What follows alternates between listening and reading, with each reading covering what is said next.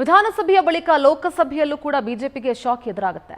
ದಕ್ಷಿಣ ಕನ್ನಡದಲ್ಲಿ ಅರುಣ್ ಪುತ್ತಿಲಾ ವರ್ಸಸ್ ನಳಿನ್ ಕುಮಾರ್ ಕಟೀಲ್ ನಡುವೆ ಫೈಟ್ ಇದೆ. ಪಕ್ಷೇತರ ಅಭ್ಯರ್ಥಿಯಾಗಿ ಲೋಕಸಭಾ ಎಲೆಕ್ಷನ್ಗೆ ಸ್ಪರ್ಧಿಸಲಿದ್ದಾರೆ.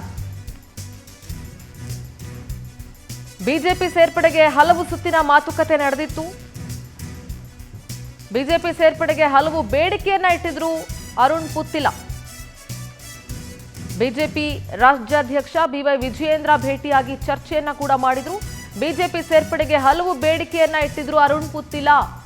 ಆದ್ರೆ ಸಾಮಾನ್ಯ ಕಾರ್ಯಕರ್ತರಾಗಿ ಸೇರ್ಪಡೆ ಆಗಿ ಅಂತ ವಿಜಯೇಂದ್ರ ಸೂಚನೆಯನ್ನ ಕೊಟ್ಟಿದ್ರು. ಈ ಹಿನ್ನೆಲೆಯಲ್ಲಿ ಪಕ್ಷೇತರನಾಗಿ ಸ್ಪರ್ಧಿಸೋದಕ್ಕೆ ನಿರ್ಧಾರವನ್ನ ಮಾಡಿದ್ದಾರೆ.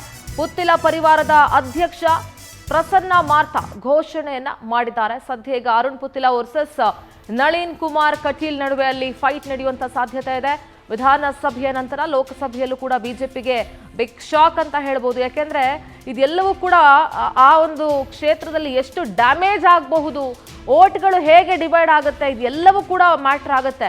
ಅರುಣ್ ಪುತ್ತಿಲಾ ಬಿಜೆಪಿ ಸೇರ್ಪಡೆ ಆಗೋದಕ್ಕೆ ಹಲವು ಸುತ್ತಿನ ಚರ್ಚೆ ನಡೆದಿತ್ತು. ಒಂದಷ್ಟು ಡಿಮಾಂಡ್ಗಳನ್ನ ಕೂಡ ಅವರು ಇಟ್ಟಿದ್ರು. ಆದ್ರೆ ಯಾವುದೇ ಡಿಮಾಂಡ್ಗೂ ಕೂಡ ಮಣಿಯದ ವಿಜಯೇಂದ್ರ ಅವರು ಸಾಮಾನ್ಯ ಕಾರ್ಯಕರ್ತನಾಗಿ ನೀವು ಪಕ್ಷಕ್ಕೆ ಸೇರ್ಪಡೆಯಾಗಿ ಅಂತ ಹೇಳಿ ಸೂಚನೆಯನ್ನ ಕೊಟ್ಟಿದ್ರು.